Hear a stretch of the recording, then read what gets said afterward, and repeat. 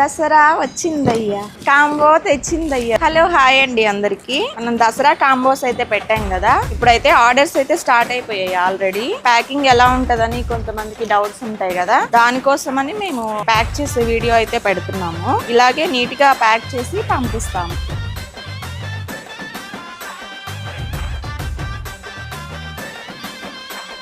ఇలా అయితే bubble cover చుట్టేసి ప్యాక్ చేసి ఇస్తామండి.